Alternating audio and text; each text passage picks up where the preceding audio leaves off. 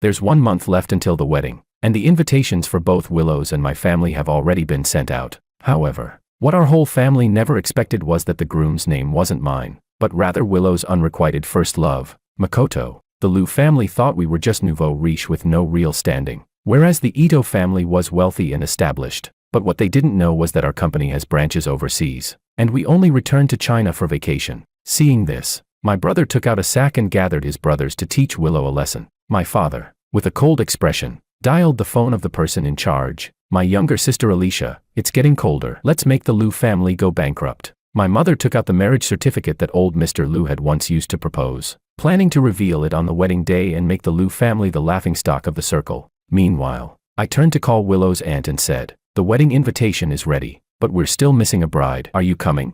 Chapter 1. The Liu family has sent out their wedding invitations. This morning, my dad happily returned from outside, holding up a bright red, gold-trimmed wedding invitation. My older brother quickly came over to check it out, eager to see the invitation. "Let me see what George's wedding invitation looks like." My mom, with a joyful smile, took the invitation and opened it, but her expression instantly changed. "Old Wang, the name on this invitation isn't George's." "Impossible." My dad was stunned. "If it's not George on the Liu family's invitation, who else could it be? Their wedding was personally arranged by old Mr. Liu." My mom shrugged and unfolded the invitation. "Take a good look. It says Makoto for the groom." "What?" My dad stared at the invitation in shock, his face turning pale. "Has the Liu family gone mad? The wedding is only a month away. How dare they call off the engagement now?" My older brother quickly added, "The Liu family didn't cancel the wedding. They've just replaced the groom, and we're the only ones kept in the dark." Our Wang family had never been so humiliated. Both my dad and older brother were furious and swearing, completely losing their composure. My brother even somehow found an old sack and was planning to give Willow a piece of his mind. Meanwhile, I casually sat on the sofa, not taking it seriously at all. If Willow wasn't good looking, I wouldn't even agree to marry her. If they want to call off the wedding, fine. There's always the next one. The next one will be more obedient. The next one will be better. I pretended to hesitate and looked at my mom, since it was up to her to make a decision. "Mom, the Liu family is clearly calling off the wedding. Why don't we cancel ours too?" My mom expressionlessly took out the marriage certificate written by old Mr. Liu himself. 6 months ago, my dad had saved old Mr. Liu, who was being chased by kidnappers while chopping wood in the mountains. In gratitude, old Mr. Liu insisted on having his granddaughter marry me. This certificate was the proof. Unexpectedly, just a month after old Mr. Liu passed away, the Liu family had openly replaced the groom. My mom shoved the marriage certificate into her pocket and took me to the Liu family's old residence. The old residence of the Liu family, which had just taken down the mourning attire, now displayed red lanterns, preparing for the upcoming wedding in a festive atmosphere. Willow's biological mother was now the head of the old house, and she kept us waiting for 3 hours. Only when my mom's face had completely turned cold did she slowly come over and speak. "The old man just passed away, and Willow is in such a hurry to marry. There's just so much going on. I neglected Madame Wang." Mrs. Liu was wearing an exquisite qipao and a thick, gold chain around her neck. My mom stood up to greet her, but to our surprise, Mrs. Liu didn't even look at us and walked straight to the main seat to sit down. She looked at my mom and me with a flicker of disdain, only to realize that her carefully made-up face couldn't compare to my mom's natural beauty, which was even more striking. A hint of jealousy flashed in her eyes. My mom's face darkened, and she immediately sat down, slamming the invitation onto the table. "I just want to know, what does this invitation from the Liu family mean?" "Oh, so you've seen it. Young Master Ito is the only son of the Ito family, incredibly handsome and extraordinarily talented. He just returned from abroad, and Willow couldn't wait to go to his house to propose." Mrs. Liu avoided answering my mom's question and spoke in a roundabout way. "We look forward to seeing you at the wedding."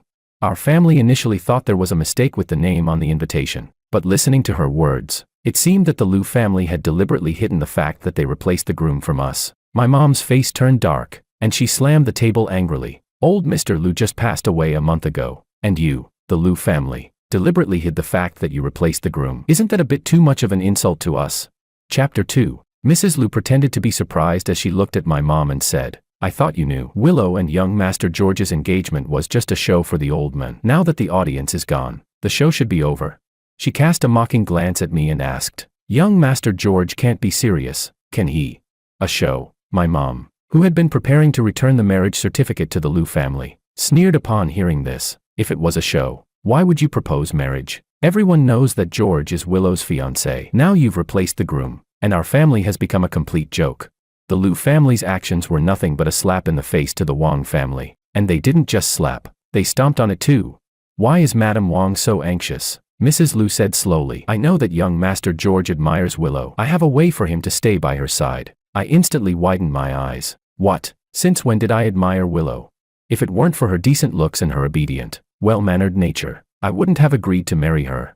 Mrs. Liu seemed to think that my mom's silence meant consent, and with a smug look, she continued, after Willow marries young Master Ito, they will live abroad. When she returns to the old house, I'll have George stay here with me. He'll accompany Willow when she's back at the old house. It's as if the old man insisted on tying your son's fate to Willow's life. How ridiculous. Even a woman like my mom, who had seen all sorts of things in life, couldn't help but widen her eyes and say, you want my son to be Willow's lover, and then come back to your old house to serve you. The more my mom spoke, the darker her face got. She glared at Mrs. Liu and said, what right do you Liu family members have to act so arrogantly? Willow should take a good look at whether she's worthy of this. It's impossible. There's no way the Wang family, whether male or female, would ever become someone's lover. My dad would definitely deal with the Liu family. Mrs. Liu had only one daughter, and in her eyes, every man must want to marry Willow to climb the Liu family's ladder. When she heard my mom's merciless mockery, the smile on her face faded. The old man did say that Willow would marry George, but George should take a look at himself. What is he? A country nouveau riche who thinks he can marry our Willow? What does he take the Liu family for? I don't know what kind of nonsense you've been feeding the old man, but he insisted on tying Willow's life to his gratitude. How ridiculous. Mrs. Liu pointed at me and coldly sneered at my mom. Apart from his face, what does George have that compares to young Master Ito, a descendant of a prestigious family? To have him serve me and Willow, that's already showing you some respect. Don't be ungrateful. When old Mr. Liu was alive, Mrs. Liu would smile brightly every time she saw my mom, calling her sister and flattering her. But now, once the old man passed away, her ugly face immediately showed itself. Seeing my mom's face turning darker, Mrs. Liu's eyes gleamed with contempt and mockery. In the past, I was giving you face, but now, you're just a country nouveau riche who actually thinks you're something. My mom, shocked, stood up and yelled, this is an absolute insult. Mrs. Liu also flung her sleeve, threatening my mom. Her eyes flashed with malicious intent. What if we are bullying you? What's George worth? What's the Wang family worth? The Liu family is the #1 family in City A. My daughter will be the future head of the Liu family. You'd better prepare to send George over here, otherwise, I'll destroy the entire Wang family. My mom grabbed me and turned to walk out, saying, dream on, my son will never come here to be bullied by you. Just as we were about to leave, I couldn't help but glance back and saw the vicious look in Mrs. Liu's eyes. To please old Mr. Liu, Mrs. Liu had flattered my mom countless times. Now that she was in power, she was clearly planning to take all her resentment out on me. Chapter 3. These Liu people are out of their minds. My mom angrily led me outside, saying, from now on, even if Willow comes to look for you, don't pay any attention to her. Just as we were about to reach the door, we ran into Willow walking toward us. When old Mr. Liu was alive, he often invited my parents and me over to visit, and Willow was always there. She would bring small gifts every time, and as a courtesy, I would also give her some bamboo shoots and mushrooms I had picked from the mountains. It was Willow who had been pursuing me, but when Mrs. Liu spoke, it had turned into me constantly chasing after Willow. Now she had lost her mind and wanted me to be her lover and work like a servant for their family. Willow quickly walked over, stopped us with her hand, and her gaze fell on me. She looked down at me and said, it seems my mom has already spoken to you. From now on, you will stay at the old house and serve my mom. But there's one condition. When Makoto comes back, you mustn't appear in front of him. I was taken aback and quickly stepped back, trying to avoid her sticky gaze, and said, sorry, I've already refused your father's request. Find someone else. Who knew that Willow would take a big step forward and say, Makoto is the only son of the Ito family. He will help me manage the entire Liu family, while you're just the son of a nouveau riche. The fact that I'm allowing you to stay by my side already shows that I like you. Makoto is generous enough to allow me to see you 3 days a month. She said this so confidently, and both my mom and I were stunned. Willow, I quickly interrupted her, saying loudly, I didn't know you had someone else in your heart when I agreed to marry you. Now that the groom has been replaced, our engagement is null and void. Let's part ways without any further entanglements. But Willow frowned and gave me a cold, threatening look. George, throwing a tantrum has its limits. If you refuse today, you never know what might happen to the Wang family tomorrow. Is she out of her mind? She's threatening me. How come I never noticed how incredibly stupid she looks? My mom stood in front of Willow and said, the Liu family's status is not comparable to ours. Don't worry, whoever regrets it will be a fool. My mom shoved Willow aside and walked out, completely ignoring Willow's dark expression. When we got back home, we saw my dad had returned with a gloomy face. "What's wrong with you? What happened? These two have been married for so many years and still have such good tacit understanding." My dad's face was dark as he sneered. "Now there's widespread news about the Liu and Ito families' wedding of the century next month. Everyone is laughing at how George wanted to climb the social ladder, only to end up with nothing." My mom, whose anger had just calmed down, was boiling again. That Willow wants George to be her lover and serve her whole family like a servant. My dad, enraged, rolled up his sleeves and was about to fight, cursing, "That little Liu girl has gone mad. Who does she think she is, trying to make a move on my son?" My older brother, who had been silent the whole time, pulled out his dirty sack and said, "If not, should I go tonight?" My dad slapped my older brother on the head and cursed, "What nonsense are you talking about? Will beating her solve the problem?" My older brother, still unwilling, took out his phone and called a new friend. "Yes, Willow from a city. She's bullying my brother. Get some people, put her in a sack, and beat her up. I'm going to break her legs." My mom sneered. "I originally thought that if the Liu family spoke properly and apologized, we would just return the marriage certificate to them. But who knew that the old lady dared to threaten me? If we don't send George over, she'll destroy our entire family." My dad's body stiffened, and he said, "That bastard. Who do the Liu family think they are?" My older brother hung up the phone with a grim face and said, "The Liu family is spreading rumors, saying they will expel us from a city." Chapter 4. When my dad was abroad, he could summon winds and clouds, but now, in a small city like A, he was being threatened. He was so angry that his hands were shaking. He took out his phone and called Alicia, "Third sister, I don't care what method you use, destroy the Liu family." Alicia calmly listened to my dad's exaggerated description, her voice cold as ice. "I know about the situation. It's getting colder. Let the Liu family go bankrupt." My mom snatched the phone from him and said, "We've been bullied to this extent. Is there anything more important than this? The wedding is a month away, and all the invitations have already been sent out." Alicia's voice remained cold. "Are you planning to personally go and retrieve the invitations?" Both my parents shuddered. The Liu family was not on the same level as ours, but old Mr. Liu was a decent man, and he and my dad had been close friends. Willow wasn't bad either. She was decent looking, and most importantly, she was sensible and well-behaved. Once the wedding date was set, my parents couldn't stop boasting that I was about to get married. After all, no one abroad would dare marry me. Now, if we go back and retrieve the invitations, the faces of those mocking people would be unimaginable. My dad thought about that scene and instantly frowned, saying, "I'm not going." Letting people know that he, the head of the Wang family, had been played by a third-rate small family in his own country. Does he have no pride? "I'll take care of the Liu family. You figure out how to handle this on your own. Otherwise, you all better come back here," Alicia said before hanging up. "My third sister must be mad at us for not taking her back to China," my dad said awkwardly. We had returned to China, but the Wang family couldn't be left without a leader. After voting, we all agreed that Alicia was the most suitable person to be the head of the Wang family. My older brother quietly said from the side, "Since the Liu family can change the groom, we can change the bride." My dad's eyes lit up. "Yes, George, it has to be better than that little Liu girl." I shivered. "Find someone." At that moment, my mom pulled out a stack of photos and said, "Sweetheart, these are all my treasures. Pick one." I looked at the various beautiful women in the photos and couldn't help but twitch my lips, saying, "You've been preparing this for a long time, haven't you? It would really be hard to find someone better than Willow in the short term." My parents thought about everyone they knew, but didn't find anyone suitable. My older brother leaned over and asked, "Have you decided who you want to choose?" I confidently said, "Don't worry about this, leave it to me." Actually, I wasn't sure if I could succeed, but after thinking about it, she was the only one. So, I sneaked into her room and saw her sitting at the desk, holding a book. The sunlight fell on half of her face, highlighting her flawless features and perfect outline, radiating a faint golden glow. Her beauty was so stunning that any man who saw her would be completely captivated. They say she's like a rare gem in the world, but I think she's more like the bright moon hanging high in the sky, powerful and beautiful. "You keep barging in again and again. Maybe it's time to change the people around me," Anna said without lifting her head. Speaking softly, I unceremoniously sat on the sofa next to her, poured myself a cup of tea, and said, "No matter how many people you change, you can't stop me. Why bother? I have something to talk to you about." Only then did Anna lift her head and look at me, her cold, indifferent eyes revealing no thoughts, only an icy gaze as she asked, "What is it?" But her face made me almost forget the reason I had come. Ahem. I quickly snapped out of my daze and said flatteringly, "Do you know that Willow changed her wedding partner?" Anna looked down at the book in her hands and said, "So, do you want to get her back?"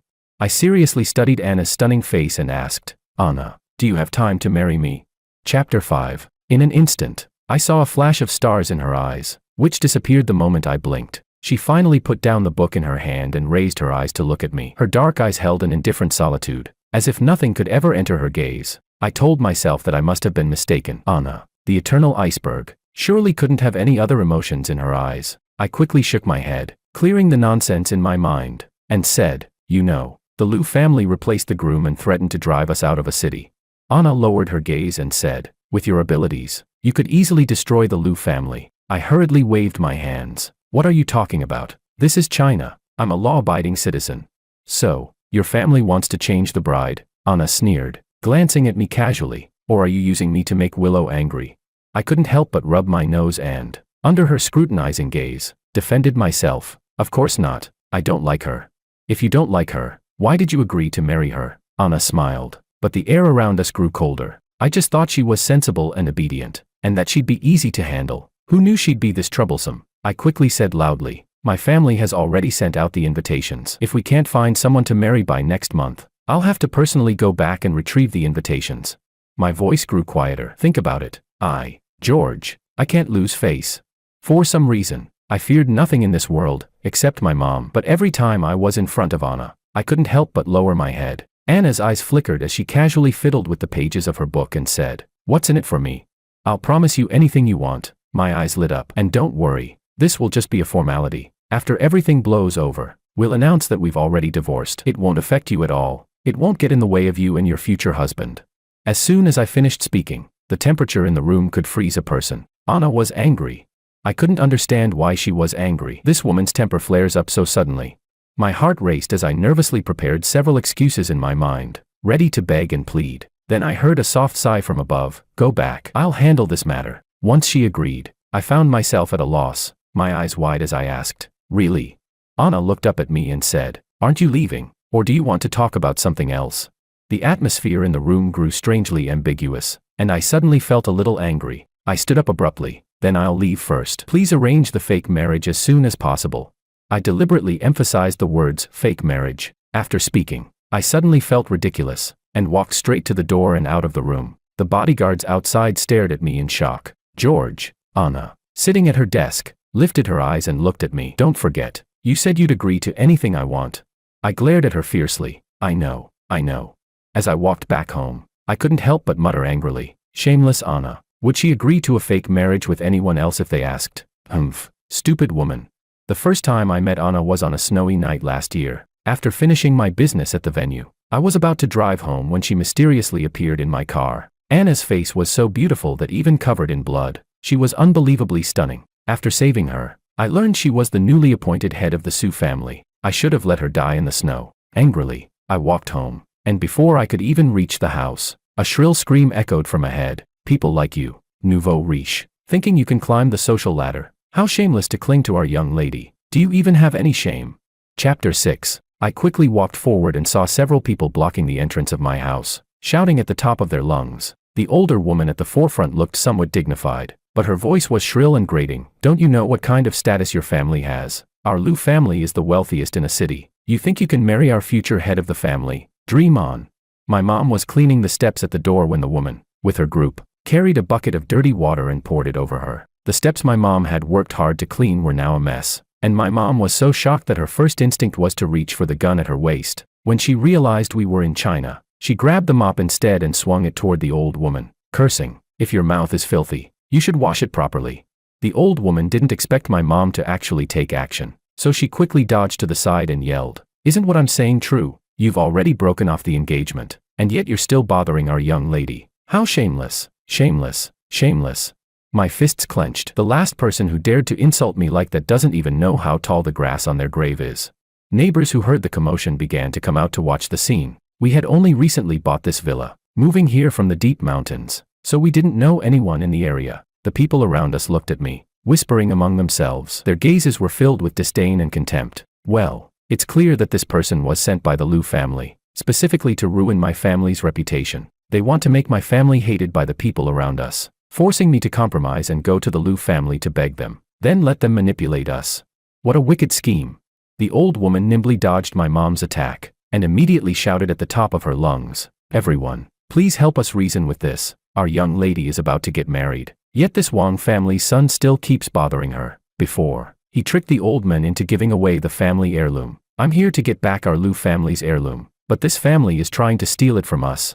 My mom came from a scholarly family and had never encountered such a vulgar woman before. She was so furious that her hands were trembling. Seeing that she had someone supporting her, the old woman grew even more venomous, saying, "Everyone knows our young lady's heart belongs to young Master Ito. He's a top-tier talent who returned after studying abroad. Your Wang family's son isn't even worthy of being compared to his pinky." "What's this heirloom you're talking about?" I asked coldly. Standing behind my mom, the old woman saw me and immediately pointed at me, shouting, "I'm talking about young Master George." The old lady said that if you return the heirloom, she won't pursue the matter of deceiving the old man. I shot her a cold glance, and the old woman, startled, instinctively took a step back. I scanned the crowd of onlookers and said, "You keep saying my family is occupying your Lu family's heirloom. Then tell me, what is this so-called heirloom? If you can't answer, I'll call the police for defamation." "I'm not defaming you." The old woman panicked when she heard the mention of the police. "At the beginning, you were pestering our young lady, insisting on marrying her. You tricked the old man into giving you an emerald pendant as a token of engagement. That's the heirloom of the Lu family." When old Mr. Lu sent the marriage certificate, he did indeed send along an emerald pendant. It was so cheap that I casually tossed it aside. My older brother searched for it for a long time and finally found the pendant in a corner, with a thick layer of dust on the box. I took the box, opened it, and held up the pendant in front of everyone, asking, "Is this it?" Chapter 7. Yes, this is it. Madam showed me a photo of it. She even said, "You're the ones who took our Lu family's heirloom." Seeing this, the old woman immediately tried to grab the box. I quickly sidestepped and then, in front of everyone, displayed the jade pendant. It's just a plain jade pendant with icy floral patterns, worth a little over $1 million. This heirloom sure is cheap. Laughter erupted around us. Who didn't know that the Lu family was the wealthiest in a city? Calling this thing an heirloom was an insult to everyone's intelligence.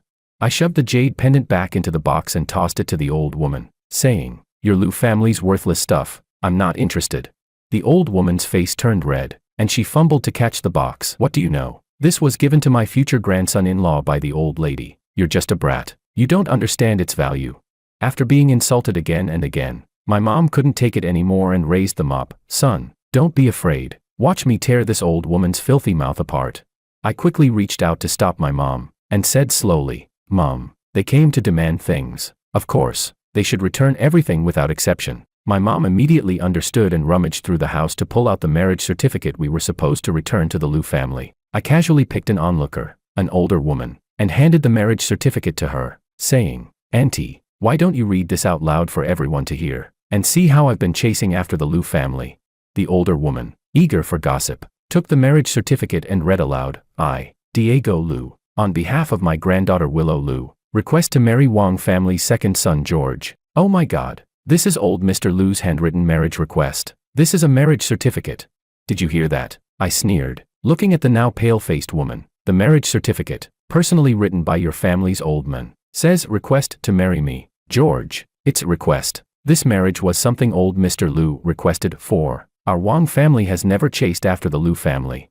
The older woman reading the certificate looked at the old woman sarcastically and said, "Old Mr. Lu just passed away a month ago, and now your Lu family turns its back, replacing the groom. And now you're bringing a worthless jade pendant to slander this young man's reputation. Without old Mr. Lu, the Lu family is falling apart." "Huh?" Whispers filled the air, with all eyes pointing at the old woman. "You don't know anything." The old woman waved her hand, stubbornly denying it. "He's just a son of a nouveau riche. Who knows what kind of magic they fed the old man, making him listen to them." "Magic?" I raised my eyebrows. This was just half a year ago. Do you really think everyone's memory is that short? When old Mr. Lu was kidnapped and the kidnappers demanded $1 billion in ransom, your Mrs. Lu, pretending to be poor, waited for the kidnappers to kill him, hoping to help her daughter inherit the family business. Gasps of shock rippled through the crowd as they decided to stay and listen for more juicy gossip for the next gathering. "You're lying." The old woman trembled. "Lying?" I scoffed. "If it weren't for old Mr. Lu's courage and wisdom, daring to jump off the car and hiding in our family's back mountains, he would have been dead long ago. Didn't the person you sent tell you? When my dad rescued old Mr. Lu from the mountains, he had broken ribs and could barely breathe from hunger. Mrs. Lu kneeled by his bed for 3 whole days to earn his forgiveness. You're turning our life-saving grace into deception, Lu family. You have no shame. The ferocity of my expression made her tremble, and she pointed at me, shaking. You're such a vicious man. You don't know anything about being virtuous, respectful to elders, or loving children. Who would want to marry someone like you? I would. Chapter 8. Before I could respond, a cold voice rang out from outside. The onlookers quickly stepped aside, and the driver pushed Anna, who was sitting in a wheelchair, into the room. I raised an eyebrow. Had she been following me the whole time? She took a step back in shock and said, "Miss, what are you doing here?" Miss.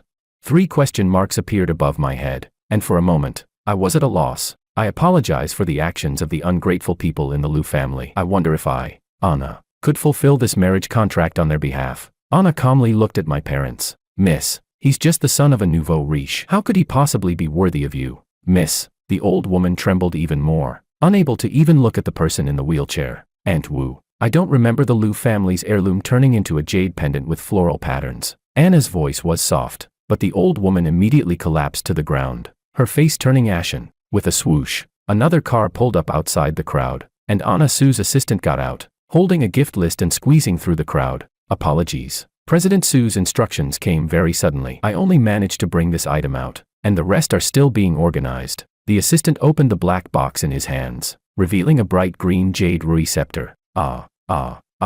The closest aunt screamed in surprise. Isn't this the jade old Mr. Lu bought for $100 million?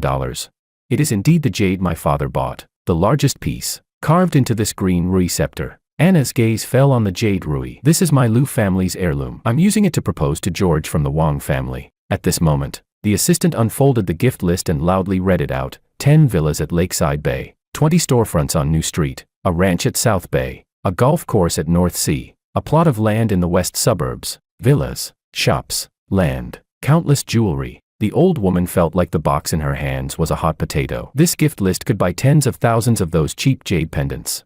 Not to mention the priceless imperial green jade ruby. She knew that the stone that produced the imperial green jade had several other raw pieces, and even the leftover pieces embedded in jewelry were worth a fortune.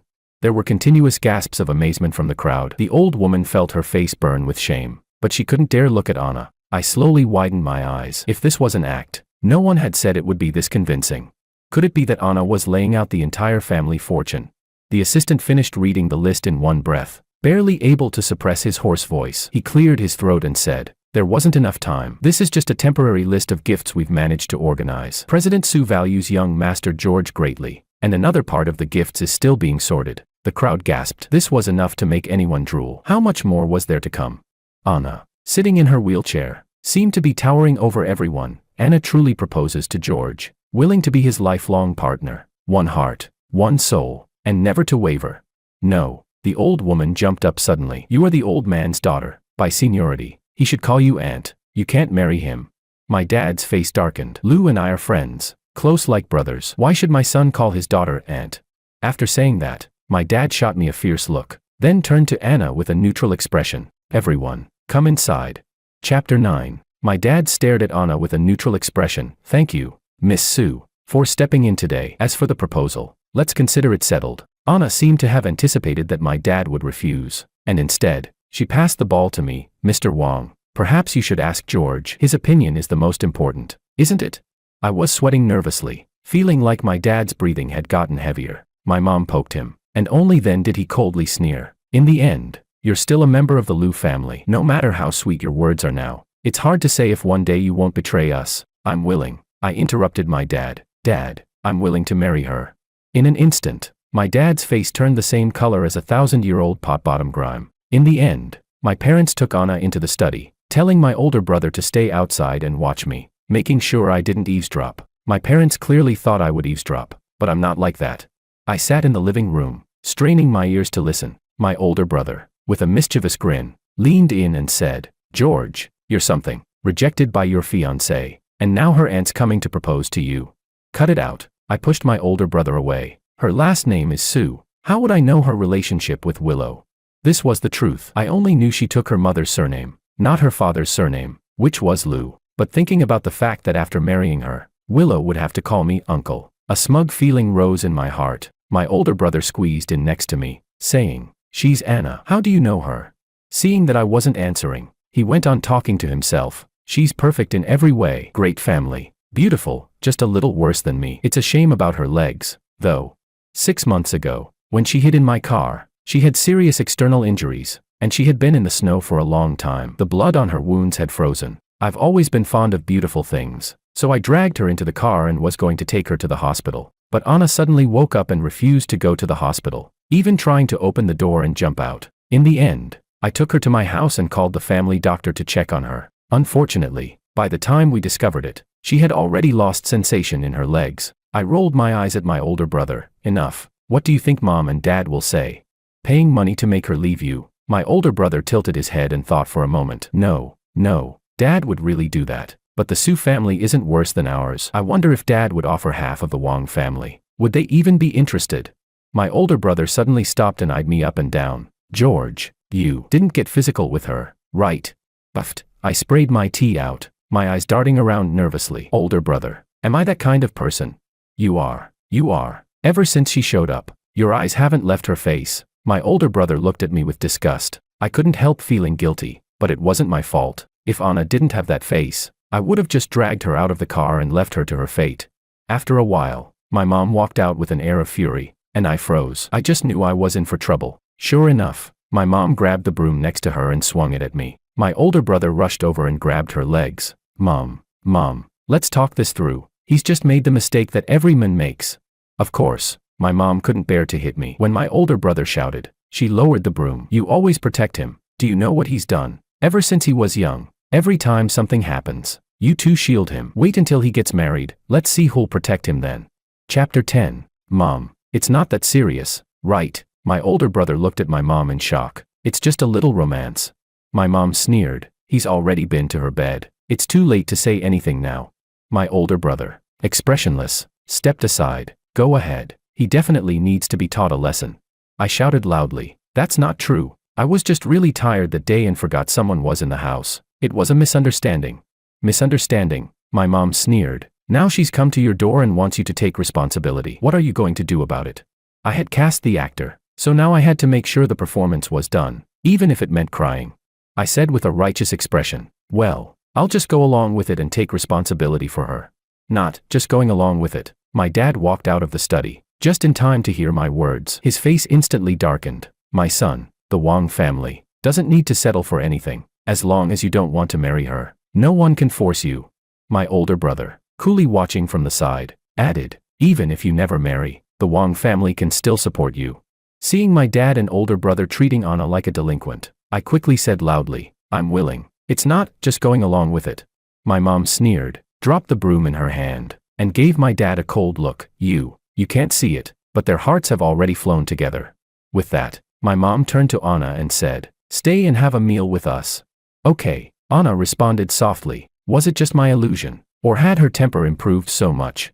The meal was intense. My dad and older brother were doing their best to toast Anna. Not drinking was considered disrespectful to the future father-in-law and older brother. Meanwhile, while pouring wine, my mom dug up some of Anna's family secrets. For example, the unconventional love affair between Anna's mother and old Mr. Liu. You see, the Su family's influence abroad could shake the ground with a single stamp.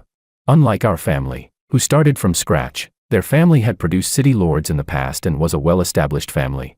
Back then, Anna's mother was framed by her own family and ended up stranded in the country. Old Mr. Liu saved her, but she lost her memory. Old Mr. Liu had lost his wife early and only had one son. Willow's father, Anna's mother and old Mr. Liu, defying the age gap, fell in love and had Anna. But Willow's father was worried that Anna would compete with her for the inheritance. So when old Mr. Liu went abroad for work, he took drastic measures against Su's mother and Anna. When the Su family found Anna's mother, she had already passed away. So they took Anna and changed her surname to her mother's. This matter was known only to a very few, and out of respect for the Su family, no one ever spread it. Suddenly, my dad slammed his chopsticks down on the table and said with an icy expression, a family like yours is too dangerous. George has been raised under my protection. He won't be able to handle the intrigues of your family. My older brother couldn't help but roll his eyes, muttering under his breath, he's lucky if he's not bullying others. My mom's gaze also grew a little hesitant. If I suffer at the Su family, will they be able to back me up? Uncle, aunt, don't worry. The Su family today is a one-man show, Anna said faintly. I was a little surprised. Just a year ago, she almost lost her life, and now everything is cleared up. Anna solemnly assured my parents. After George and I get married, he will be the head of the Sioux family. Just like me, he will be my only husband. I swear to the heavens, I will love only him for my entire life. Chapter 11. I turned to look at Anna, a wave of indescribable feelings stirring in my heart because of her words. She was acting too convincingly. My older brother, curious, looked at Anna and asked, "How did you and George meet? For him to want to marry you so badly, you must have some impressive skills."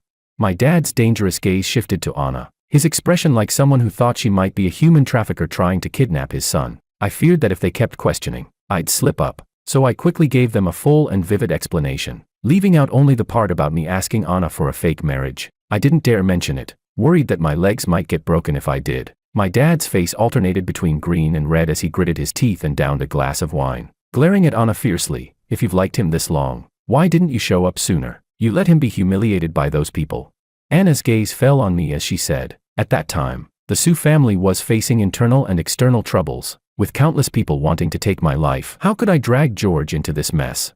When Anna spoke my name, it sounded full of longing. When I cleared away the dangers, he had already agreed to another marriage. I thought he liked her, so I thought it would be enough to just watch from a distance. I didn't expect they would treat him like this, so I came. Anna solemnly swore, "Uncle, Aunt, rest assured, my life was saved by George. I'm willing to give him everything. For this life, I will never betray him." I looked into her dark eyes, as if I saw infinite affection reflected within them. In that moment, my heart fluttered slightly. My dad's face grew darker, but my mom's expression became more and more satisfied. Anna truly was the perfect wife candidate, beautiful, wealthy, and most importantly, she seemed so deeply in love with me. Compared to Willow, one was like the moon in the sky, the other like dust on the ground. By the end of the meal, this matter was settled, and my clothes were already soaked in sweat. If they kept asking, I'd actually believe that Anna truly loved me. After the meal, my mom insisted that I drive Anna home, calling it a chance to nurture our relationship. As soon as I got into the car, I slumped my shoulders. That meal probably shaved 3 years off my life. I turned to Anna, who was slightly tipsy. "This is the first time I've seen you drink so much." Anna lifted her gaze slightly, her face tinged with a hint of warmth from the alcohol. "I'm happy today." My gaze dropped to her legs as I asked, "Have you had them checked again?" Anna whispered, "I've been looking at them all along." That meant there was no improvement. I glanced at her legs and waist with a touch of pity. Such a stunning woman. It was truly a shame. Curiously, I asked Anna, "What exactly did my parents say to you?" Anna's eyes seemed to melt like an iceberg turning into spring water, and she spoke. "Your mother asked me how much I love you." I blinked in surprise and asked, "What did you say?" Anna didn't answer but instead turned to look outside. I followed her gaze. The moon was unusually bright tonight, and a breeze brought the coolness of the night. As I inhaled the smell of alcohol from Anna, I too felt a little tipsy. Just as Anna opened the car window to get some fresh air, a van sped up and blocked our car. A few burly men wearing masks got out, holding steel pipes. Chapter 12. The intensity of their approach sobered me up instantly. I looked at Anna in shock. "Is this aimed at you?" Anna slightly squinted her eyes, tapping her finger lightly on her knee as she said, "Maybe it's aimed at you. I haven't done anything immoral. Why would this be aimed at me?" I shouted, stepping out of the car. "Who are you people?" They didn't answer. Instead, one of the burly men raised the steel pipe and swung it fiercely at my shoulder. I dodged to the side, and the steel pipe slammed into my car, leaving a dent in my beloved little golden car, adding a 10-centimeter long gouge. My smile faded slightly as I looked at the masked men surrounding me. "I tried talking to you nicely, but now you're not listening." One of the masked men swung the steel pipe again and shattered the right side mirror of my car. My face immediately turned cold. "My car is expensive. Can you afford the repair costs?"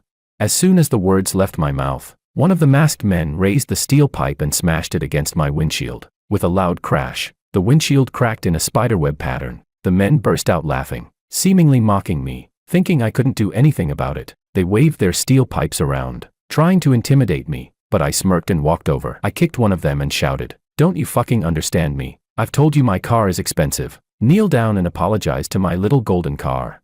By the time Anna's assistant and his team arrived, the masked men's hoods were nowhere to be seen. One by one, they were kneeling on the ground, their heads swollen like pigs, fervently apologizing to my little golden car, repeatedly saying they were sorry. "Master George," the assistant paused for a moment, looking at me standing with the steel pipe in hand, before he said with some difficulty, "Leave the rest to me." "All right, just make sure they fix my little golden car." I tossed the steel pipe aside, returning to my gentle demeanor. The assistant ordered the men to be dragged away and helped Anna into the car. because my car had been damaged. Anna was worried that I might encounter such people again and insisted on driving me home. When my parents saw that I had been sent back again, they were puzzled. After hearing the assistant's explanation, they fell silent for a long time. My dad coldly said, "Even if the person George likes doesn't come from a powerful background, they must be someone who won't hold him back, not someone who can only sit in a car and wait for him to rescue them when danger strikes." Those words seemed to pierce Anna's heart. No matter how powerful her background was, it didn't matter if, when those people were swinging steel pipes at me, she could only helplessly sit in the car, anxiously waiting for me to knock them down. I wanted to speak up for her, but my mom pulled me into the house. As the door closed, I heard my dad coldly say, "If your surroundings are always this dangerous, and you can't even protect yourself, I won't allow George to marry you." The last thing I saw was Anna, with her head bowed, silent. "Dad." I carefully looked at my dad's dark expression. I had never seen him look this serious before. "She didn't mean to hurt her legs. Don't you think you're hurting her self-esteem by saying this? Once children grow up, they can't be kept anymore." My mom sneered from the side. Ignoring me, they both returned to their rooms to sleep. I could only awkwardly head back to my own room. Under the helpless gaze of my older brother, I planned to wait until tomorrow, after my parents had cooled down, to try and talk to them and speak well of Anna. Chapter 13. The next morning when I woke up, my parents weren't home, but it wasn't until my older brother stopped me the third time I tried to leave that I realized I had been grounded by my parents. They even sent my older brother to watch me, afraid I'd sneak out to find Anna. It was those people who smashed my little golden car first, and I was only fighting back. Why should I be grounded? An entire week passed, and no matter what methods I tried, I never even made it out the front door, and Anna didn't come to see me once. Could it be that she's having second thoughts and no longer plans on going through with the fake marriage? According to my older brother's exaggerated description, Anna had sent all the masked men to the police station and made sure the people there took good care of them. She even tracked down the mastermind behind the group. It turned out the local bully, who Anna had met when she returned to China, had planned to teach her a lesson, wanting her to stay low. But, of course, she met me. Furious, Anna swallowed up that entire family. And that's when people truly started to notice Miss Sue's powerful capabilities. With the added drama of the Liu family's cancelled engagement and new marriage, this week had been one gossip fest after another. I laid in bed with a broken heart, planning to protest by starving myself. "Are you really not eating?" My mom walked in. She and my dad had been hiding from me for the entire week, knowing they couldn't resist my sweet talk. "Mom, I really know I was wrong. I'll become a monk if I have to. Just please don't keep me grounded any longer. I'm going crazy." I truly couldn't stand it anymore. Staying locked up in my room for a whole week was unbearable. My mom couldn't help but roll her eyes at me. "Look at you. Your dad's angry, and you won't even try to calm him down." I gave my mom a flattering shoulder rub. "Well, you and dad need to give me a chance. Seriously, what's Anna compared to you two? No one loves me like you do." My mom was pleased with my flattery and nodded in satisfaction. "Today, the Liu family sent us an invitation to attend their dinner party tonight." I raised an eyebrow in surprise. "Willow still has the nerve to invite us. Doesn't she worry we'll ruin the event?" The situation had been very tense recently. In order to salvage their reputation, the Liu family decided to host a dinner party at their old residence to clear Makoto's name and introduce him to everyone. This was Makoto's first party since returning from studying abroad, and it was organized by the #1 family in a city, the Liu family. Almost everyone who was anyone was there. Makoto wore a white suit with a jade pendant featuring the same floral patterns, exactly the Liu family heirloom he had taken from me. Holding a wine glass in his hand, he basked in the spotlight, proudly accepting the flattery of the wealthy second-generation heirs. When my mom and I entered, all eyes turned toward us. I tilted my head and looked at my mom, asking, "What's with all these people?" My mom glanced at my suit and said, "This suit was airlifted here by Anna to make up for everything. It's custom made by the W family's chief designer. I hear this old designer hasn't personally made clothes in years. You can't buy it even if you had the money." I just thought the suit looked good, and I had no idea it was so expensive. As the dinner began, my mom disappeared, probably off enjoying herself somewhere. I hadn't eaten all day, and my stomach was growling, so I headed straight to the food table to fill up. Of course, some people always come to bother you when you're in a good mood. Makoto, holding a wine glass, walked over and said, "Master George, I'm truly sorry. Willow and I are genuinely in love, but I didn't know she would hurt you for me." Chapter 14. When Makoto saw my suit, a flash of jealousy crossed his eyes. He looked at me with a pitiful expression and said, "I'm truly sorry. I can compensate you. Whatever you want, I'll make it up to you." The surrounding eyes immediately turned toward me, and whispers began. How did he get invited to the Liu family's banquet? Isn't he trying to hit on Miss Liu? Miss Lu already has young Master Wang. How could she look at him? A nouveau riche like him is just trying to climb the social ladder. You'd better watch your women. He might steal them from you. Buffed. He dares. Let me break his third leg. I impatiently dug in my ear. Who knows why Willow sent us an invitation? But our family hasn't done anything wrong. If we don't come, it'll seem like we're afraid of her. So we all showed up. However, I wasn't here to be bullied. I raised my wine glass to Makoto and said, "No need for compensation. In fact, I should thank you." Makoto was taken aback. My unpredictable response caught him off guard. He instinctively asked, "Thank me for what?" "Thank you for showing up, so I could see that Willow is a deceitful, ungrateful woman who turns on people faster than flipping a book. But I advise you to break up with her soon, or you never know when she'll do the same to you." "How can you say that?" One of Makoto's friends immediately yelled at me in displeasure. "Makoto is trying to make up for what happened, and you're advising him to break up with his fiancée before the wedding. How vicious of you. No wonder Miss Lu doesn't like you." I raised an eyebrow and lifted my wine glass, saying, "Yes, yes, I wholeheartedly wish for you to experience what it feels like when your fiancé changes the groom without telling you a month before the wedding." He opened his mouth, unable to say a word, and just stared at me. This whole thing was Lu family's fault, especially with the marriage certificate staring them in the face. "I'm sorry, I really didn't know Willow didn't tell you." Makoto, seeing more people gathering around, immediately apologized sincerely. "If you're angry, we can annul the engagement until you forgive us." "No need." I quickly waved my hand. "You two should absolutely stay together. As long as you can forgive me, forgive Willow. I'll even kneel down to apologize if I must." Makoto suddenly shouted with tears in his eyes, ready to kneel before me in his distress. "Makoto."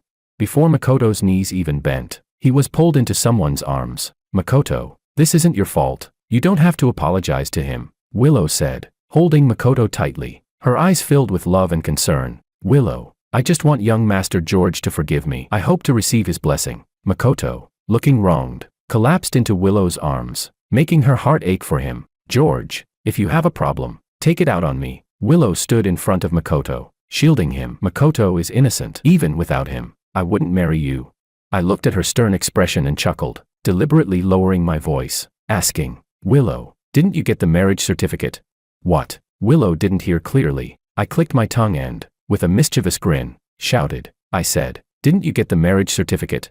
By this time, half of the banquet was watching us for the gossip. Willow's face twisted in embarrassment, and now she lowered her voice. "George, lower your voice." "What? I can't hear you." I raised my voice. "I told your servant to return the marriage certificate and your worthless family heirloom to you. Didn't she tell you? I, George, have called off the engagement. I don't want you anymore." Chapter 15. Gasps echoed around the room. Willow's face turned pale with anger. "Stop talking. Just shut up." Back then, my dad was just being a good person, carrying the nearly starving old Mr. Lu to the hospital and even covering his medical bills. This small favor didn't deserve old Mr. Lu to personally ask for your hand in marriage. "Shut up, George. Please stop talking." Willow panicked, but in such a public place, she didn't dare cover my mouth. I smiled gently at Willow, and she relaxed a bit. Then I raised my voice and shouted, "I've already called off the engagement. How could I go to your house to serve your mother and you? The Wang family's bloodline is sacred. I won't tolerate this kind of humiliation." "How could the Lu family do such a thing? He's just lying." My God, has the Lu family gone mad? They called off the engagement and got a new groom, yet still insult the men like this. Is the marriage certificate real? I was there that day. I saw the marriage certificate with my own eyes. It was indeed written by old Mr. Lu himself. This is unbelievable. The Lu family has no shame. They called off the engagement but can't let the men go. The whispers grew louder and more frequent, and Willow and Makoto's faces grew more and more unpleasant. Finally, unable to endure any longer, the two of them had no choice but to flee in embarrassment. Before they left, Willow shot me a fierce glare. I returned the glare just as fiercely. People like her should never be allowed to hold their head high. With that, I became the center of attention, and no one dared to disturb me for the rest of the evening. I happily ate my fill. Just as I clapped my hands and prepared to go find my parents to head home, a servant bumped into me. Red wine spilled onto my clothes, ruining my newly worn custom suit. "I'm so sorry. I truly didn't mean it." The servant was shaking with fear. "I'll pay for the dry cleaning." "How could you be so careless?" Mrs. Lu appeared at that moment and glared at me fiercely. "Why aren't you taking the guest to clean up? Get him a new outfit." "No need. I've eaten enough. I'm ready to go home." I patted my clothes and smiled at Mrs. Lu. Letting the guest leave in dirty clothes is too rude. Mrs. Lu's face darkened. "Are you trying to embarrass the Lu family on purpose?" "Guest, Please follow me." The servant trembled. "There's a change room with spare clothes." She looked at me with pleading eyes, her hands trembling from the wounds on them. If I didn't go with her to deal with the clothes, Mrs. Lu might direct her anger at her, affecting her job. "Then I'll bother you." I gave her a reassuring smile, and she looked at me with grateful eyes. "Master George, this way please. The changing room is this way." The servant led me forward. Halfway there, I realized this clearly wasn't the way to the guest rooms. When old Mr. Lu was still alive, I often accompanied my parents to the Lu family's old residence, and I'd never made a mistake on these paths. I pretended to know nothing and followed the servant to the farthest corner of the first floor, to a guest room. "Master George, you can rest here. Call me if you need anything." The servant bowed her head and closed the door. Only then did I start to take in my surroundings. The room's windows were tightly shut, the curtains drawn tightly, and the lights were dimmed to their lowest setting. The air was filled with a flowery fragrance, which gave me a headache. The door was closed, and the handle wouldn't budge. It seemed like they had prepared everything in advance. "George, you're here." A voice suddenly came from behind me. Chapter 16. Willow walked out of the bedroom wearing a bathrobe, her chest exposed with a large view of spring, and the scent of alcohol wafted from her. I was immediately stunned by the scene. How much did she drink to smell like this? I cautiously asked, "Willow, what are you trying to do?" Willow's gaze swept up and down me, her eyes full of undisguised lust. "Doesn't George know what I want?" I dodged Willow's advance, keeping a 3-meter distance between us. "I thought you weren't this shameless." Willow laughed arrogantly. "George, you were always supposed to be my man. How dare Anna, that bastard, try to take what's mine?" I frowned and asked, "Does Makoto know about this?" "Makoto is very generous. He doesn't mind me having other men." Willow lunged at me again. I dodged her leap once more, saying, "You and Makoto are truly a match made in heaven. George, my marriage to him is just a business arrangement. After all, the Wong family has never been of any help to me, but I love you." Willow's eyes glowed with a red light, filled with determination. "Don't worry, I will treat you well in the future. Anna is just a cripple. What right does she have to compete with me for a man? Can she make you happy? George, I know you've always liked me." The annulment and agreeing to marry that bastard were all to piss me off. The thought of conquest made Willow's drunkenness take over, and she became more daring and bold with her words. Unable to suppress the sense of triumph in her eyes, she said, "Although I can't marry you, you've always had a place in my heart. Don't worry, once I get rid of Anna, that bastard, and take control of the Lu family, I'll bring you by my side and be with you day and night." How stupid could she be to think she could kill Anna? And how could I ever think this fool was obedient and sensible? As I pondered, Willow suddenly grabbed my hand. I was startled and immediately shoved away the thought that had just emerged in my mind, shaking my hand violently. "Damn, I'm tainted." Willow immediately showed an obsessed look. "George, good George, come let me kiss you." She lunged again, and I dodged, making our chase continue around the room. It's all that old bastard's fault. He actually thought I wasn't worthy to be the head of the Lu family, trying to hand it over to Anna, that bastard. But now, I'm the head of the Lu family, and he's dead. Now the entire Lu family is mine, and you're mine. The air grew even more decadent, and Willow's words became even more reckless, making my heart tremble. The implications of her words were huge. If what she said was true, then Willow's conscience was truly eaten by a dog. Old Mr. Lu was indeed worthless. Just as I was thinking about how to leave unnoticed, I suddenly felt a tremor in my body, and I became a little dizzy. Then I realized that the pungent floral scent in the room had something dirty added to it. Seeing the drug take effect, Willow laughed maniacally. Her earlier pretended affection was just a delay tactic. Finally realizing, it's too late. I've already had someone add something to the incense that will make you obedient. "George, you're my man. How dare you get engaged to another woman behind my back? I'll make you cry and beg me to love you. As long as you behave and offer me the entire Wong family, I'll love you well." Willow's eyes flickered with eager heat. She was also tormented by the incense and, in a fit of madness, ripped off her bathrobe, and shamelessly lunged at me again. In her eyes, I had become something for her to control. I swiftly rolled over, kicked her in the abdomen, and said, "I really gave you face." Chapter 17. Willow fell to the ground and didn't get up for a long time. The pain made her mind clear for a moment. "How are you so strong? How did old Mr. Lu raise this filthy thing?" I grabbed Willow's head and slammed it hard into the ground, stunning her. She finally remembered to fight back, but I held her down firmly. No matter how much she struggled, she couldn't escape. I yanked her hair and slammed her head into the ground a few more times, hearing her crying out in pain. Only then did I calm my murderous intent. If this weren't in my home country, someone like Willow would have been dragged out and fed to wolves by now. I disgustedly shook my hand and looked at Willow, who was clutching her nose and wailing, "Are you even human? Is that your grandfather?" But Willow, drugged out of her mind, lost her reason again. Good George, come kiss me, I'll make you the legitimate wife. Shut up. Unable to stop myself, I grabbed her head again and slammed it viciously into the ground. With a snap, her nasal bone broke, and she collapsed to the ground, twitching uncontrollably. I felt a bit of relief after that. Although Willow was dealt with, I was still unstable, feeling heat coursing through my body. I couldn't stay here any longer. The front door was locked from the outside, so I groggily pried open the window at the back and climbed out. Fortunately, it was the first floor.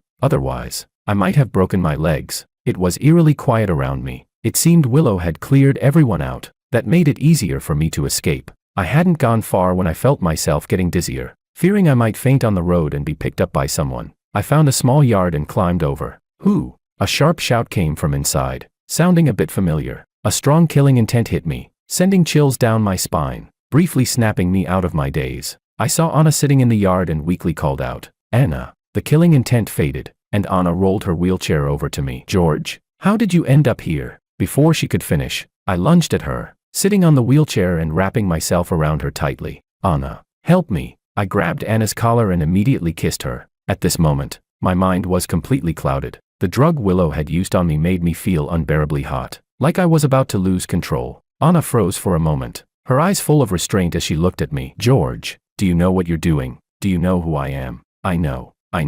For all the years we've known each other. Please help me." I rubbed against her. "Anna, please help me." But the woman in front of me stood motionless, her cold gaze fixed on me. I struggled to maintain some shred of rationality and wobbled off her. "Forget it. I'll go find another." Before I could finish, my neck was gripped. Anna's head rested against mine, and she looked at me dangerously. "Who are you going to find?" "Willow." The next second, a pair of cold lips pressed against mine. A loud explosion rang in my head. It felt like my body had exploded. I'd never experienced anything like it before. I picked her up and tossed her onto the bed, back and forth, over and over again. I had never felt such bliss, especially when I saw the tears in her eyes as she looked at me. I was on the verge of exploding. Ugh, I regret it. If I had known this would feel so good, I should have clung to her sooner. Chapter 18. When I woke up, I had to admit that I had spent 2 whole hours on Anna. Seeing her look of both embarrassment and anger, I just couldn't help myself and pulled her in for 3 rounds. It wasn't until the end, when her eyes welled up with tears, that I stopped. Had I not sensed her anger, I might have kept going. I lay contentedly on the bed, holding her tenderly. "Are you awake?" Anna had already regained her senses. I couldn't help but blush, slowly sitting up, my suit all wrinkled. Anna looked at me expressionlessly, her eyes cold with killing intent. "So, what happened?" I also felt wronged. If I hadn't run into Anna today, but another woman, the consequences would have been unimaginable. At this thought, I spilled everything that had happened at the banquet, almost like pouring beans out. Then, I saw Anna smile. Her smile was often a sign of something bad for whoever had angered her. As the banquet was nearing its end and everyone had drunk enough, I changed into a nondescript dress and stayed in a corner, unnoticed. Madam, I just saw Master Martin go into Master George's resting room." A loud shout nearly made me drop the cake I was holding. Looking closely, wasn't that the servant who had led me earlier? The little servant was clearly panicked. "Master Martin warned me not to tell anyone, but Master George is still inside." So I hurried to inform Madam. Martin, infamous for being a playboy, was skilled in everything from drinking to gambling. Most importantly, he was bisexual. "This is outrageous. How dare they do such filthy things in my Lu family?" Madame Lu waved her hand dramatically, full of righteous indignation, leading everyone toward the guest rooms. I quietly followed at the end of the line, and that's when I spotted my mother sneaking along. I shot her a look. "Where have you been?" She sneered. "I've been looking for you for 2 hours. Almost thought you were really lost." Feeling guilty, I turned my gaze away. I couldn't exactly say that Anna and I had been together for 2 hours, could I? By the time we reached the guest room door, before it was opened, we could already hear moans from inside, getting louder. Everyone in the group had seen their fair share of things, so they quickly covered their mouths, whispering to each other. Madame Lu feigned confusion and loudly asked, "Is it really Master George in there?" The servant immediately replied, "Yes, it's really Master George. Master Martin has already gone in. Should we inform Madam that he's bullying Master George?" Some gossips quickly covered their mouths and whispered, "This isn't bullying. It's probably mutual consent. The son of a nouveau riche is really no good, doing such dirty things at someone else's banquet. So uncouth." Ahem. Madame Lu cleared her throat twice to stop the chatter. "This is my Lu family's banquet. I absolutely won't allow anyone to tarnish the old house. Break down the door." The little servant, eager to show loyalty, rushed up and forcefully shoved the door open. A pungent smell immediately hit everyone's faces. The crowd recoiled, gasping in shock. My God, how can they be so shameless? Sleeping together in someone else's house. It's such a shame. Such a beautiful woman. And she ends up with Martin. How embarrassing. If this happened in my house, I'd rather hang myself. Didn't Master George already promise Miss Sue? Does Miss Sue know how wild he's been? In the middle of the empty room, two naked figures were entangled, lost in their passion, completely unaware that they were exposed to the gazes of everyone. Madame Lou raised her hand to hide the smile at the corner of her mouth. Let's not be too hasty. Maybe Master George and Master Martin are mutually in love. What's going on? I slowly walked up from the back of the group, innocently looking at Madame Lou. I was too far away, didn't hear clearly. What were you all saying? Chapter 19. What are you doing here? Madame Lou gasped in shock, her eyes instinctively darting towards the room. Madame Lou, that's a strange question. If I'm not here, where should I be? I looked at her with an innocent and confused expression. I just felt the air in the room wasn't good, so I went for a walk in the yard. Why is everyone gathered here? At this moment, the onlookers also realized something was wrong. I was here, but who was inside? When Madame Lou saw who was in the room, she staggered backward in shock, her face pale, and she screamed in terror. Get out, everyone, get out of here. The servant's legs gave out, and she collapsed to the ground, her eyes wide with terror. Shocked exclamations filled the air. The illicit scene in the room had been interrupted, and the two inside slowly regained their senses, staring at each other in shock. Willow grabbed a bathrobe from nearby and wrapped herself up, completely disregarding Makoto beside her. She lost control and yelled, get out, all of you. The servant's legs gave out again, and she slumped to the floor, crying, shouting, and cursing. It was a chaotic scene at the Lou family estate that night. The news from the Lou family estate quickly spread throughout the high society. My own mother, leading the way to see the joke of my former fiancé, ended up catching her own daughter and current fiancé in bed together. Willow, unable to vent her fury, directed all of it at Madame Lou. Had it not been for her bringing so many people with her, how would she have been so thoroughly humiliated? She had completely forgotten that this whole thing had been a plot they'd set up themselves. Madame Lou had schemed against me, trying to use Martin to frame me, but Willow thought I was her man, and Martin wasn't worthy of touching me. So, she sent him away and took the stage herself. But unexpectedly, not only did I escape, I ended up nearly killing her. Coincidentally, Anna's people knocked out Makoto and sent him over. The two of them were locked in a room with drugs, and in full view of everyone, they did everything. I heard that things got pretty intense at the Lou family estate that night. Makoto returned to the Ito family crying, only to be sent back to the Lou family by them. Both Makoto and Willow became the laughingstocks of the whole circle. As the wedding date drew closer, news of the Lou family and Ito family's union flooded the internet. A golden couple, a match made in heaven, separated due to a misunderstanding, and then reunited in a passionate romance, and so on. Various messages were released, gradually rehabilitating Willow and Makoto's images. The two of them didn't stir up any more trouble. Meanwhile, my family had reprinted my wedding invitations with Anna. Whoever the Lou family invited, we invited as well. The venue was still the same hotel from before, but our family rented the adjacent plaza, much larger and more impressive. After the Lou family banquet, Anna had to leave City A for something, but the gifts she had prepared continued to be sent every day. Sending gifts from the bride's side shows respect for the groom, while the groom's dowry represents his future standing in the family. My father, with a stern face, was negotiating fiercely with her, offering half of the Wang family's assets as my dowry. Had I not stopped him, my father probably would have written my name on the Wang family's property right then and there. If Willow saw this, her eyes would probably fall out, and she'd be on her knees begging for reconciliation. George, look, the wedding dress has arrived. My mother joyfully entered with several people. They were holding a huge air cargo box and carefully removed the wedding dress, which was wrapped in layers of cotton gauze. This dress had been specially retrieved from the Su family's treasure vault and airlifted back by private plane. Due to the difficulty of applying for the flight route, it had just arrived at this time. My mother gently caressed the wedding dress with awe in her eyes. I've heard this wedding dress is over 300 years old, and it's been preserved so well. Chapter 20. The tailor in charge of the wedding dress adjusted the hem and then, with admiration in his voice, said, "This wedding dress has been carefully preserved. Only the heir can wear it during their wedding. In fact, no more than 5 people have worn it. Mr. Su is absolutely serious about your marriage." I shifted uneasily, feeling like a heavy stone was pressing down on my chest, making it hard to breathe. We had agreed it would only be a fake marriage, so why did Anna bring out the true family heirloom? I couldn't handle this.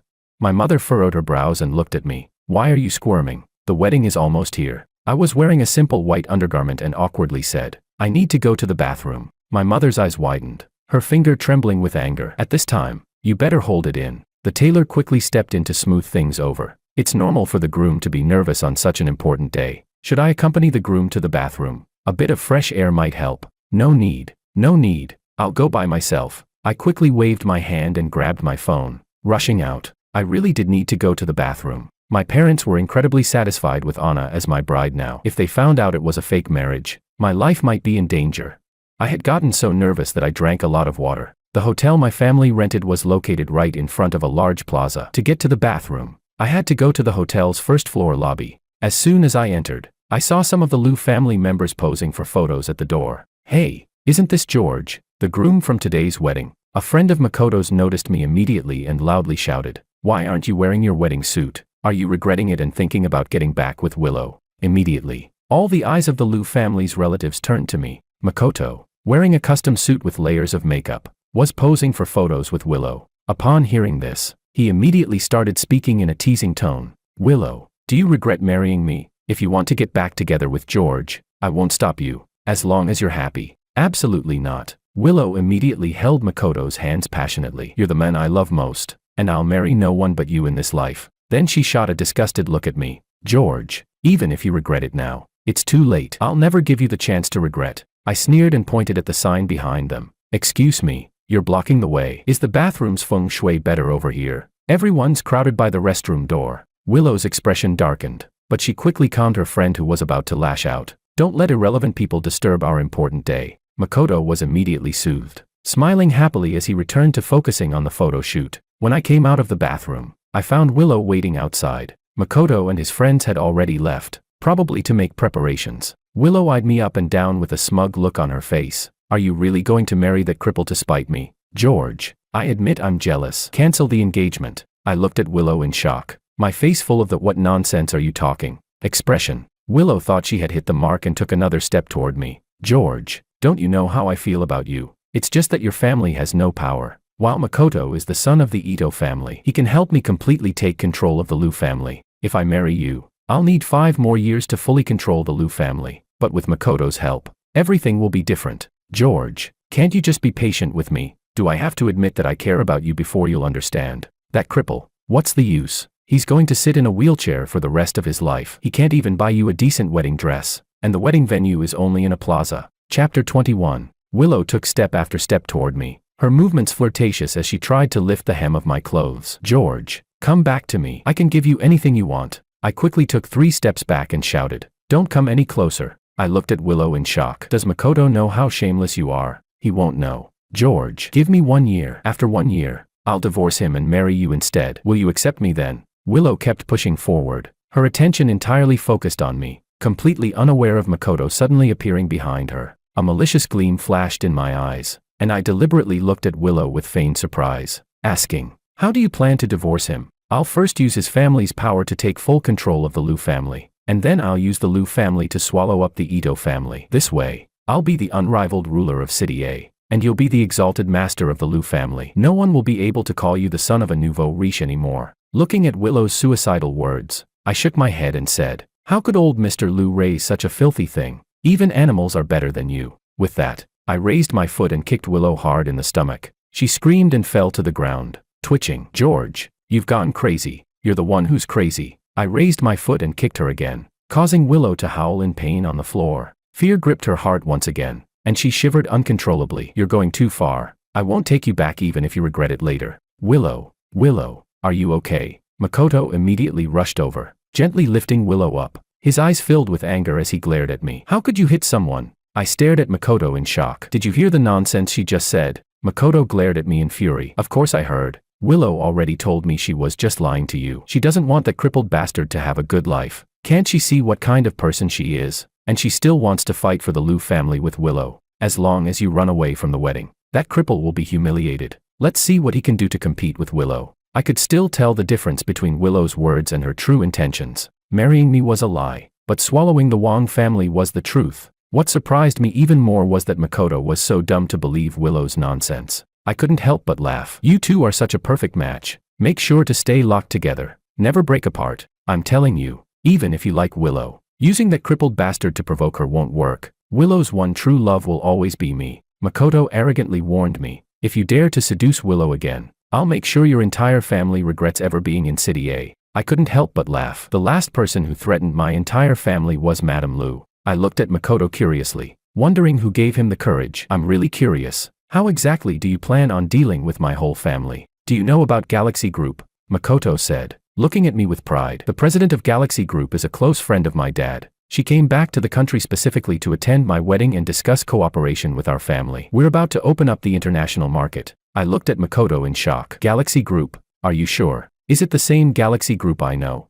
Makoto looked at me longingly. Speaking of which, the president of Galaxy Group is also named Wang. But this Wang is from a super family in Country W. Galaxy Group, founded by their patriarch, is renowned internationally. He then sneered at me. People like you, nouveau riche, will never reach that level no matter how many lifetimes you live. I nodded, confirming it. It was indeed the Wang I knew. Chapter 22. Alicia was indeed returning to her home country today. After all, it was my wedding, and if she didn't come, my dad would probably beat her to the point she couldn't get out of bed. Our family is fiercely protective, and the Liu and Ito families had already caused us so much shame, constantly stirring up trouble. If Alicia didn't take care of them, it would be a wonder. How had she become such good friends with the Ito family again? Willow, Makoto, Madame Lu ran over from the side with a tense look. Hurry up, Mr. Wang's car is almost here. Willow and Makoto immediately rushed outside. Ignoring everything else, I lifted my foot, about to watch the drama unfold, when my mother suddenly rushed over, grabbed me by the arm, and said urgently, "You're walking into a trap. Hurry up. Time's almost up." "No, Alicia's here," I begged, grabbing my mom. "That's Alicia, the ruthless, merciless Alicia." I wanted to watch the drama unfold. My mom sneered and dragged me toward the tent. "Even if the King of Heaven is here, you can't waste time." As soon as I got back to the tent, someone quickly draped the antique wedding dress over me, and I was immediately pushed in front of a mirror. The makeup artist, with a large brush, started applying makeup to me. In the midst of all the chaos, I really did feel like I was about to marry Anna. "Little Mr. Wang, you finally arrived." Willow and Makoto arrived at the hotel's main entrance and saw Mr. Ito standing next to a beautiful 20-year-old woman, bowing and flattering her. Willow couldn't help but pause. This person looked so familiar. "Willow, come here." Mr. Wang quickly called Willow over, his face full of obsequiousness. "This is the young Mr. Wang from Galaxy Group I've been telling you about. He's only 20, yet he's managing Galaxy Group with great success." Willow immediately bent down, extending her hand to the young Mr. Wang. "Young Mr. Wang, hello, I'm Willow." The young Mr. Wang looked Willow up and down, a meaningful smile forming on his face. "I've heard a lot about you, Miss Lu. Now that I see you in person, you truly are extraordinary." Willow felt uncomfortable. The person in front of her was several years younger, yet spoke to her as if they were an elder. But as soon as she thought about the power of Galaxy Group, she quickly forgot that discomfort. As long as she could climb up to Galaxy Group, the entire Liu family would rise to the next level, and becoming the wealthiest family in the country would not be impossible. This was the very reason she had abandoned George and endured the idiocy of Makoto. Willow lowered her head and bent at the waist. "It's an honor to be remembered by you, young Mr. Wang." Mr. Wang, eager to boost his own image, had invited a number of reporters to capture the wedding, and now they were taking pictures of the conversation between young Mr. Wang and Willow. Some reporters even started live-streaming the interaction. After all, the president of Galaxy Group, a globally renowned billionaire, wasn't someone they could easily meet as ordinary citizens. Mr. Wang watched the scene with a smile, already envisioning the rise in stock prices for the Wang Group tomorrow. Both of them had their own agendas, when suddenly, a sneer was heard from above. "Of course I've heard of her. I traveled thousands of miles from abroad just to see what the woman who abandoned my second brother and dragged the Wang family's name through the mud looks like." Young Mr. Wang looked Willow up and down. "She doesn't seem that impressive." "Your brother?" Willow froze. "Young Mr. Wang, your second brother is." Young Mr. Wang chuckled. "Of course, you don't know who my second brother is. Otherwise, you wouldn't have abandoned him. Otherwise, you'd be the second daughter-in-law of Galaxy Group." Willow stood frozen, struck like she had been electrocuted. Chapter 23. "No, impossible. I don't believe it." Willow screamed frantically, shaking her head. "The Wang family is just a bunch of nouveau riche, and George is the son of a nouveau riche. How could he possibly be?" With a few sharp sounds, several luxury cars pulled up outside the hotel. An elderly man, dressed in a tang suit, stepped out of one of the cars, followed immediately by a group of bodyguards. The old man saw young Mr. Wang standing by the door and immediately waved his bodyguards away, walking over with a smile. "Young Mr. Wang, I don't know what your father was thinking. Coming all the way to this small place, the driver had to circle the area twice before finding the road. Young Mr. Wang nodded politely. I didn't expect Mr. Law to be the first to arrive. Please. My parents have been waiting for you. They're taking the long way around. Mr. Law patted young Mr. Wang's shoulder. I didn't expect you three, but it seems George will be the first to marry. You better catch up. Mr. Law, you're joking. My older brother is still ahead.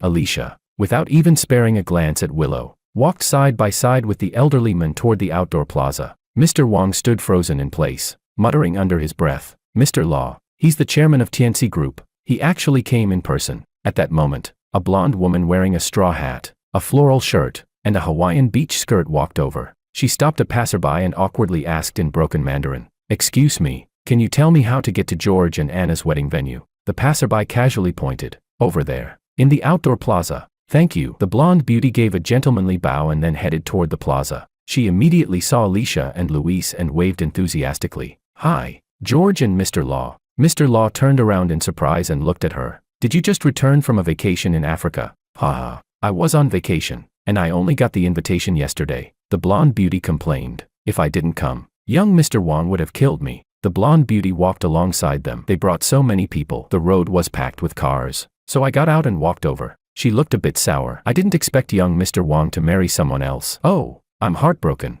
Sophia, my brother doesn't look at people like you." Alicia sized the blonde beauty up. "You have too many male friends." "Aha." A nearby photographer suddenly screamed. "That's Miss Sophia. She's the president of Blair Group." The three top tycoons on the billionaire list casually chatted as they walked toward the plaza. "Excuse me, could you tell me where the Su and Wang family wedding is?" Another top tycoon surrounded by bodyguards held a gilded invitation in his hand. Over there." The reporters, already in shock, were now too stunned to speak, only screaming one after another. Top tycoons who only appeared in magazines were asking for directions, holding an invitation that looked so old-fashioned it might as well have been from another century. The first reporter to react immediately called their editor-in-chief. "Editor-in-chief, Mr. Law, Miss Sophia, Mr. David, they're all here. What are you talking about?" The editor-in-chief was about to attend the Liu family's wedding when he received the call, looking confused. "Aha, that's Miss Joan. Joan, Miss Bruce," the reporters screamed, and the editor-in-chief's phone fell to the ground. She hurriedly picked it up,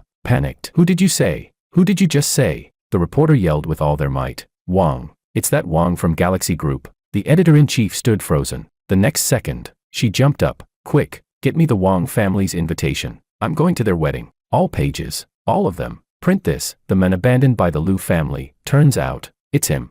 Chapter 24. The entire high society of City A received notifications from all directions, with the search for Wang family invitations happening everywhere. On this day, every garbage truck in the city was thoroughly searched. Those who found their invitations laughed joyfully, while those who didn't were filled with despair. The hotel where George and Anna's wedding was being held was surrounded by a massive crowd, completely packed. "Really? I have an invitation. I just lost it by accident. Let me in to say a few words. Mr. Wang will definitely let me in." Me too. I was at the Wang family's door when George gave me the annulment letter to read. I have a connection with Master George." The security guards at the entrance, with expressionless faces, blocked everyone from entering and said, "Without an invitation, no one can enter." "I have it. I have the invitation," someone shouted, holding up their invitation high, attracting a sea of jealousy. Even if it was torn, even if it looked like it had been dug out of a trash can, it was still an invitation from the Wang family. The Ito family and Liu family watched their empty banquet halls. Mr. Ito's legs gave way, and he collapsed to the ground, saying, "It's over. It's completely over." Willow tightly clenched her fists, her face dark as she stood to the side. Suddenly, Mr. Ito grabbed Willow, pulling her up in a panic. "Didn't you say the Wang family was just a bunch of nouveau riche? How did they turn into the old Mr. Wang and the second young master of Galaxy Group? It's over. Ito family is done for." Willow snapped back to reality, rushing toward the plaza in disbelief. "George, I regret it. It was Makoto, that bastard, who seduced me. I love you the most." Makoto stood frozen, not believing what he was hearing, and chased after her. "Willow, what did you say?" "Willow." But Willow couldn't make it in. She was stopped by security before she could even get close to the plaza. No matter how much she screamed, she couldn't get through. Meanwhile, I was unaware of all this. I had changed into my wedding attire and stood at the start of the red carpet. The guests were already seated, with top billionaires, famous international stars, and even a few regular people scattered among them. The applause echoed, and I thought I heard Sophia's voice crying out in the distance. Under the gaze of everyone, Anna walked toward me, holding a bouquet of bright red roses. Anna's legs had been in treatment, and she was just a step away from full recovery. It was the words from my father that had spurred her to take the final step. She walked up to me and lifted the bouquet. George, from the moment I saw you, I was deeply drawn to you. That snowy night, I climbed into your car, thinking if I were to die, the last person I wanted to see was you. She gazed into my eyes. I couldn't accept your request for a fake marriage, because I, Anna, only accept death apart. I absolutely cannot accept separation in life. You are my one true love. George, will you marry me? Will you be my one and only wife for life? I stared at Anna in shock, feeling my heart slowly start to burn with warmth. Fake marriage? My father, standing below, spoke in a voice that sounded like it was squeezed through his teeth. George. I jumped in shock and quickly stepped forward to take the bouquet from Anna. I do. I will marry you. My mother held my father back, who was seething with anger. I could hear his furious shouts from a distance. George, you better explain yourself. What do you mean by fake marriage? Chapter 25. I really did marry Anna. There's no fake about it. Since the moment she revealed the truth about our fake marriage, I've been hiding at the Sue family's house for half a month, not stepping outside the front door, afraid my parents would catch me, breaking my legs. Since the wedding night, Anna seemed like a different person, constantly clinging to me from morning till night. This woman's legs are better now, and she's non-stop clinging to me every day without any restraint. Finally, when she went out for business, I sneaked out quietly, wanting to get some fresh air. Just as I stepped outside the villa, before I could take a stroll, I saw a figure standing at the entrance, haggard and smelling foul, practically looking like a skeleton. She saw me and immediately lit up, quickly walking towards me and saying, George, you finally came out. I was startled. Why was Willow standing here? I stepped back 2 paces and couldn't help but cover my nose. What are you doing here? Willow, with red eyes, dropped to her knees at my feet. George, I know I was wrong. I really messed up. George, for the sake of our past, please, I beg you, forgive me. Forgive the Liu family. I'll do anything you want. Since the wedding day, the entire city's press had been mocking Willow for being blind and mistaking trash for treasure. Anna's true identity was exposed, and the Liu and Ito families had completely lost all ground. Without Alicia even lifting a finger, the opportunists quickly cut off the Liu family's financial lifeline. Now, Liu's partners were breaching contracts, and a huge amount of goods piled up in their warehouse. The penalty payments they received weren't enough to cover the cost of the goods, and Liu family was constantly surrounded by factories demanding payment. The bank refused to approve any loans, and Liu family was forced to sell assets. At this point, Anna found out that after old Mr. Liu's passing, Willow and Madame Liu had embezzled a large sum of the Liu family's public funds. Liu family became the most hated target. Everyone wanted to see them fall. When it became clear that Anna was the one pulling the strings behind Liu family's downfall, Mr. Ito fled faster than anyone else. Makoto was left behind at Liu family, unable to withstand their decline. He didn't dare imagine what would become of them. He took all the jewels from Liu family's safe and ran. When Willow found herself at the end of the line, she thought of me again and was prepared to sell herself to me. Willow, in desperation, kneeled at my feet. George, I was wrong. I really was wrong. I shouldn't have been so deluded. It was all Makoto's fault. He seduced me, and I made the wrong choice. Please forgive me. I'll be your mistress. I'll do anything you ask. George, you still love me, don't you? I stepped back, dodging Willow's filthy hands. How dare she have the audacity? Before I could curse her, a delicate hand wrapped around me from behind, and I fell into a familiar embrace. Anna gave a cold laugh, looking at the woman kneeling on the ground. Miss Liu, you've come to offer yourself to my husband's bed. It seems like the Liu family isn't done falling yet. Willow tried to speak, but just then, a police car pulled up beside us. Several plainclothes officers got out and showed Willow an arrest warrant. Willow, we suspect you're involved in the murder of Mr. Pablo. Come with us. No, it's not me. I had nothing to do with it. Willow panicked, turning to run, but she was pinned to the ground. She reached out to me in desperation. George, help me. It really wasn't me. It was my mother, not me. You should be calling her uncle now. Anna tightly held on to me, looking down at the pinned Willow. It's me who's been dealing with the Liu family. I'll find every single person who's wronged my mother, and you're the first. Chapter 26. Although I had suspected the cause of old Mr. Liu's death, seeing Willow like this still made me feel a deep chill. At this point, Willow still refused to repent, shouting, "It wasn't me. It was her who framed me. Go arrest her." Anna sneered. "You still don't regret it, even when your end is near. The old man really was unlucky to meet someone like you. The things you and your mother did, I've already handed over all the evidence. The Liu family is finished, completely finished." Willow immediately collapsed in despair, eventually being forced into the police car. Anna dragged me back to the room and pushed me down onto the bed. She looked down at me from above. Do you still like her? I immediately felt a shiver run through my body, my back aching, my legs cramping up. I shook my head frantically, showing Anna my loyalty. Of course not. Willow is just trash. How could she compare to my wife? My wife is the most beautiful, the most powerful woman in the world. Really? Anna slowly started to undo my tie, unbuttoning my shirt one by one. She was like a seductive spirit, her knees pressing into the mattress, inching closer to me. With a cold laugh, she looked at me. Then why did you agree to marry her in the first place? Hearing this question, I couldn't help but roll my eyes internally. Since the wedding night, every single day she asked me the same question. After every answer, she'd torment me fiercely, with my poor back aching.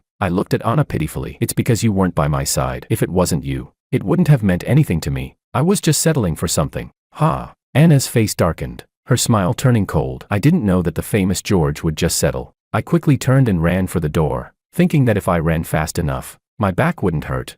The next second, I was harshly thrown back onto the bed, her soft body pressing against mine. Anna's voice, filled with danger, whispered in my ear, sending a chill down my spine. Run. Where do you think you can escape to? I stared at the crystal chandelier on the ceiling, feeling myself once again caught in an inescapable vortex. It wasn't uncomfortable, it was more than that. It was overwhelming. A bit too much. I don't know how long it lasted, but I was in a daze. Anna, however, seemed completely satisfied, resting in my arms with a refreshed expression. George, let's make a little George. That way, Mom and Dad won't break your legs when they see our little one. I snapped back to my senses, turned over, climbed on top of Anna, with a heroic expression on my face. What are we waiting for? Let's go.